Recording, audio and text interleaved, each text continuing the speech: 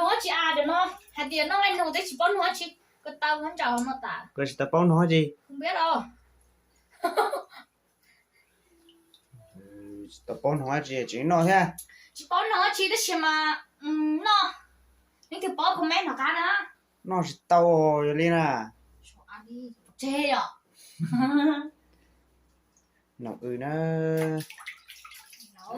nó của tài của có một chúa bể trong bể có lớn là nó muốn hỗn sắp là một chúa bể trong mà bình thường rồi nữa muốn hỗn sắp là nữa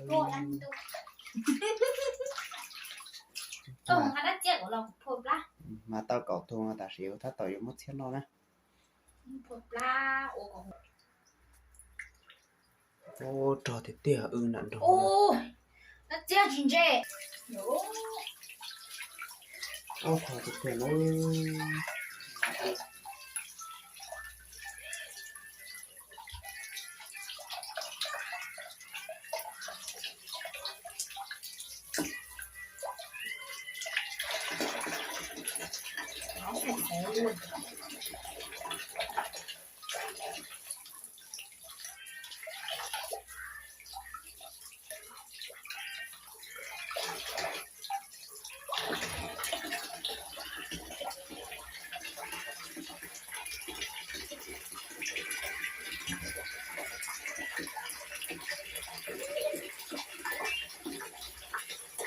phải qua cái mỏ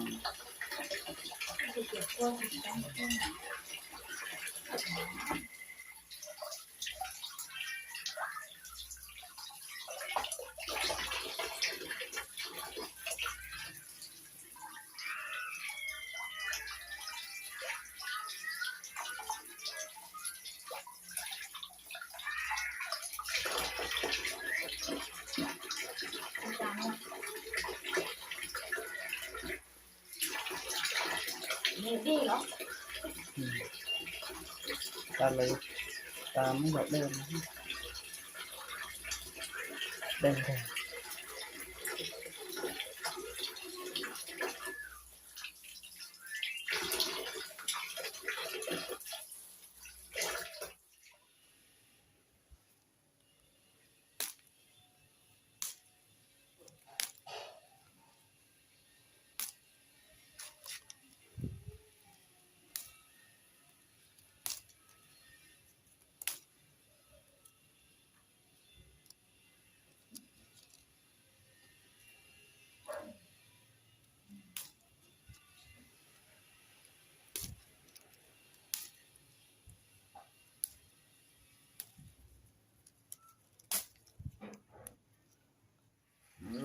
tàu kia nữa đâu cậu tù đó nói giống như là mình gia vị cho nó xa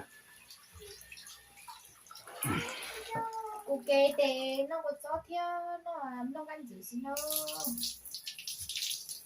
mình gia vị cho nó xa mà trong xe ôi để cắt thì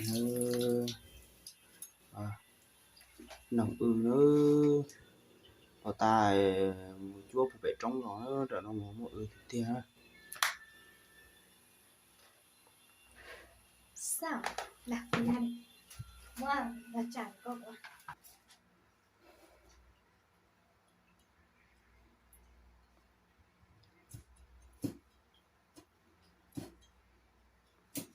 có tôi sửa lại sửa con mà rượu tên lò tàu á thằng tổ mồ chẳng vội chỉ trâu á chị ban nào nó phải trong nó bà đúng cái nhà bé thì chơi bao nhiêu nó thế nó tỏ bao nhiêu tao nó con chơi tên này chỉ ô thế này chỉ ô chứ cá ya dù ô dù dài dù nói dài dù ô dù nè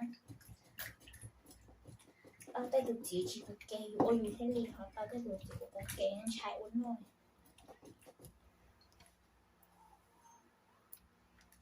trời ơi bạn nói gì tao vậy chuyện gì con này dùng cho vào tắm à tôi thì muốn nói trời ơi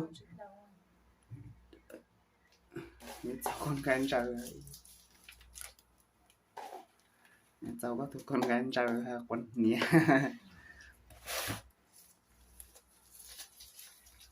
không số vào này tu ta Chị kia. iya bộ coi lại đi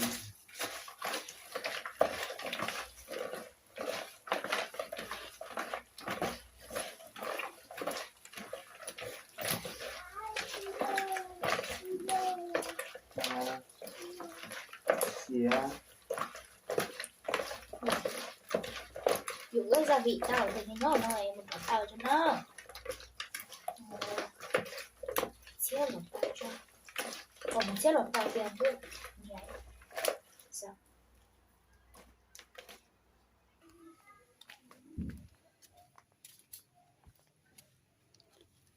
ơi da xem vai nó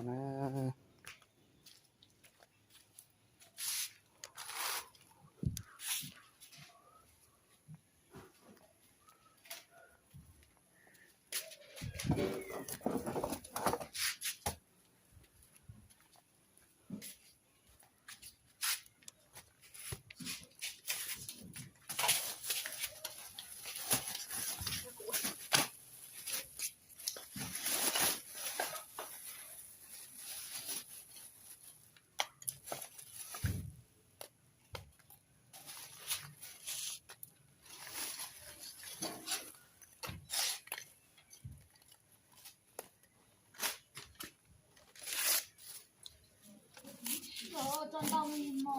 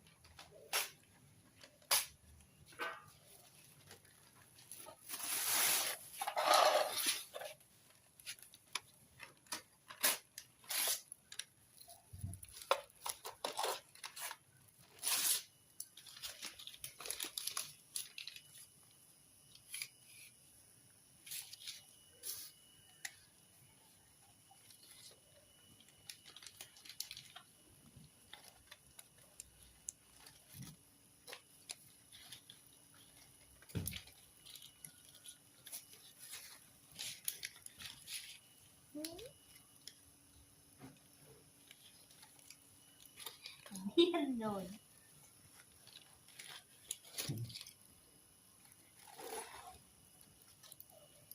올 거에 아직도 샤이스.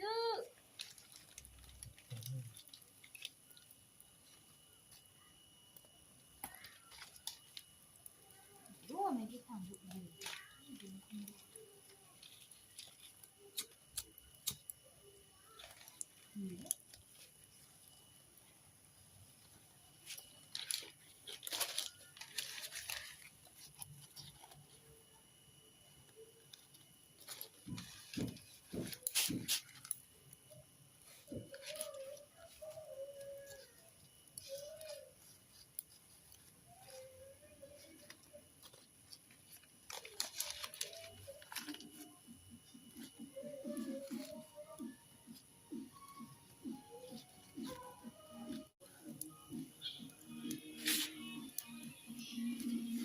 chuyện á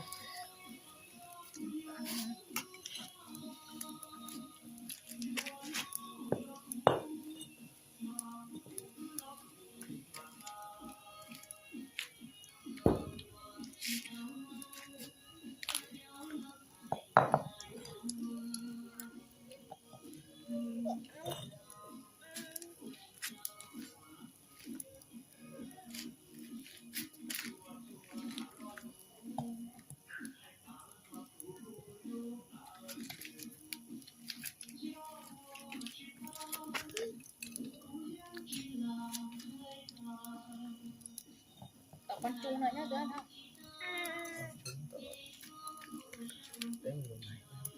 Đọc con chu to. tao nơi có một ngang gai thật xếp bên nó Đi uống chậu nữa. Trang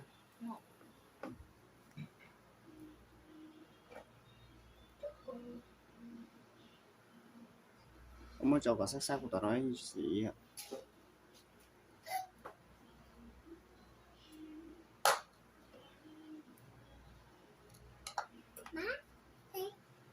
Không em nó ăn dưới xe đấy mà.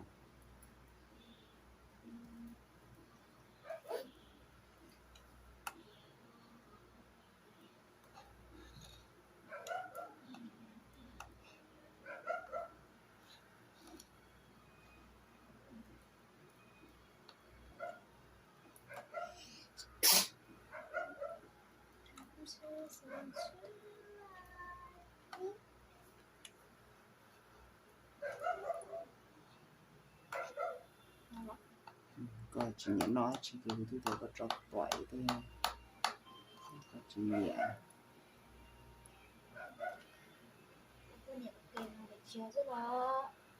Con nhẹ có kề thể của con nhẹ. Chỉ nó chỉ lê sao có chỉ hai có chỉ nhẹ. Nó cá mì chỉ có chỉ nhẹ, đó đơn rễ có chỉ nhẹ, đó cho có chỉ nhẹ.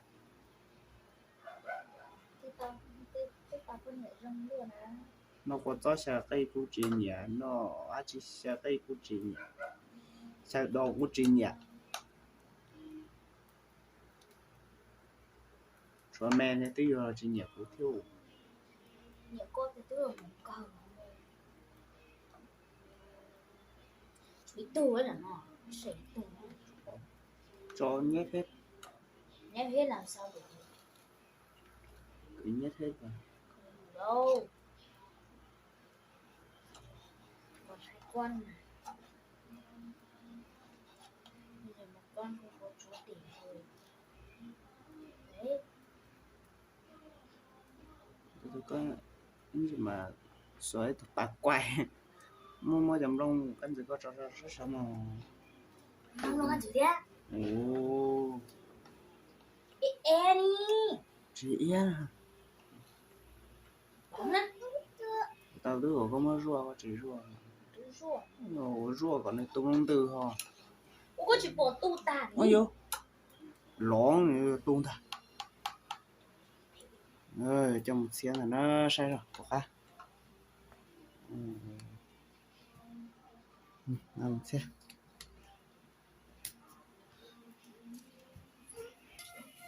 Ô, xe kìa đặt chủ. Cái máy đặt chủ toàn nữa.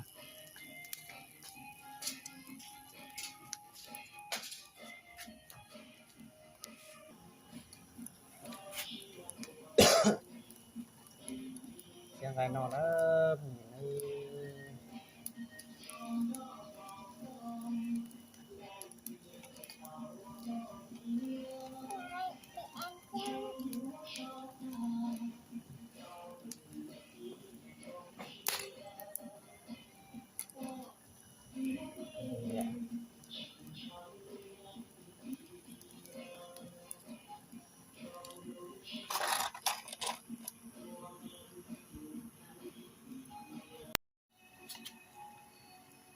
Đọc tròn nó con đọc tròn rồi mà nhìn thấy thì dầu cái thẻ đàn nó. Ôi trời ơi, con ăn kiểu béo gì đấy hả Liên?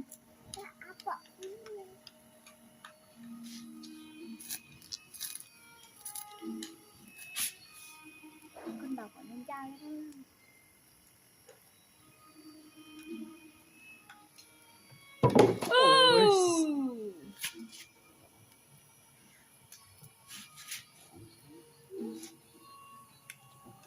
Chả có con trai chả ít đâu ta.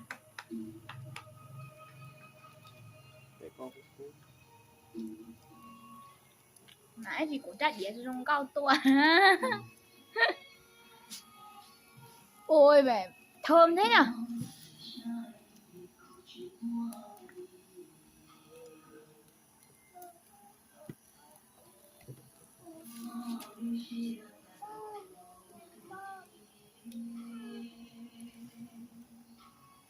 mua cái trò chỉ vừa cho nó thôi.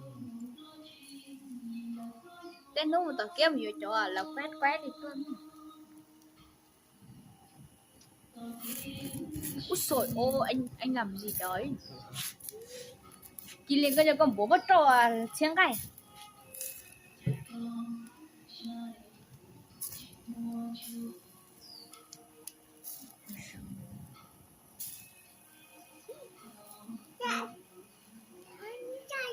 Cháy rồi không sợ đâu nhá. Thế kia Liên đi gọi cứu hỏa đi. Không này. Bố đi gọi cứu hỏa đi.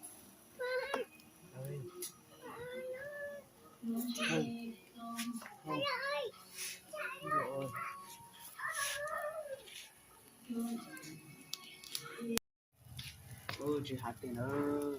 Nói đấy cả. Tao xỉa. Nó chén thì qua đầu tụ mẹ mến nó. Không, tôi không bao giờ nghe đâu.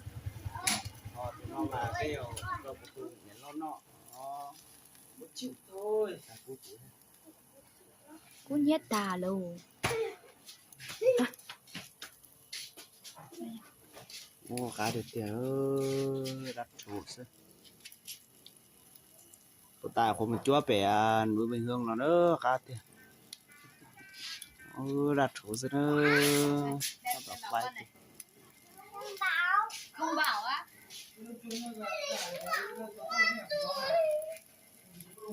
Đặt chủ sư cá được tiền. Không biết là anh tập nói số ở đâu ra. Ô đặt chủ sư nữa. Ôi giời.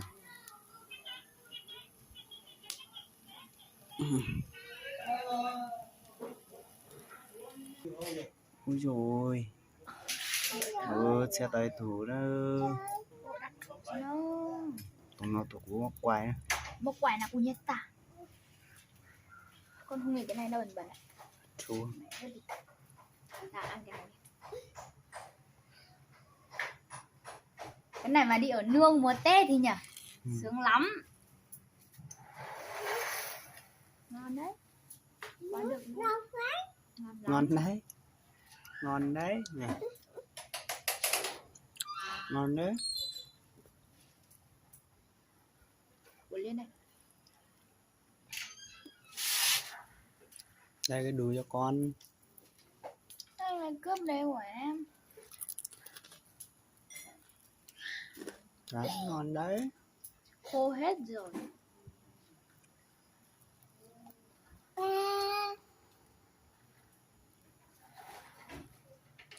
Con nên thổi chứ. Mình nên thổi xong mình mới ăn. Đặt chủ xin ơi. Ăn chi nè? Đây con chin này. Ăn con chin hả? Đấy. Ui. Mẹ đưa hẳn một con luôn à? Yes. Wow, sợ không? Không sợ đâu. Ăn ngon thế này mà sợ cái gì? Ừ.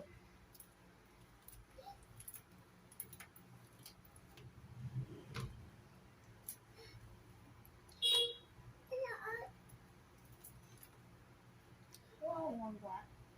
Sợ đâu?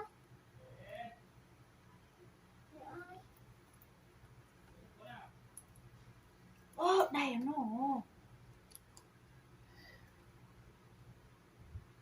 Cá thiếu đặt chủ xin.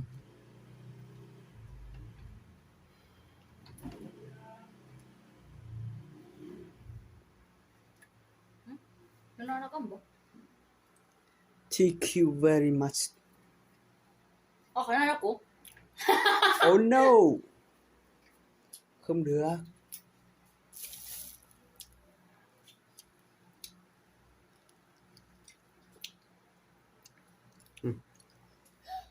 Ui, ngon à.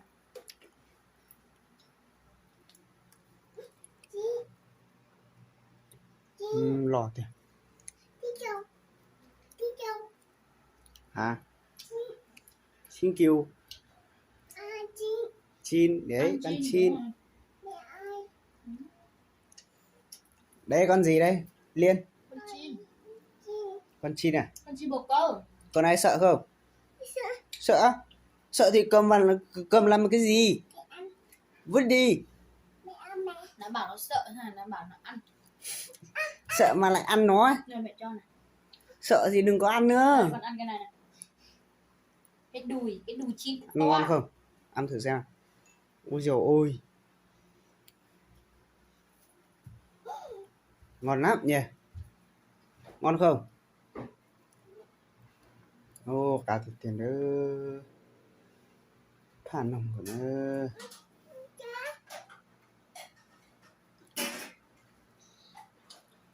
bây giờ sẽ đi nó sẽ để rồi nó chỉ cùi quá chỉ là theo khoản hạt cho cái sai đồ nó cho bây giờ sai sao nó sẽ cho đây nhớ nó ba lại của tia ba khoai của tụ YouTube đó cho sau đó nó bây giờ nó xin gì rồi ra video nó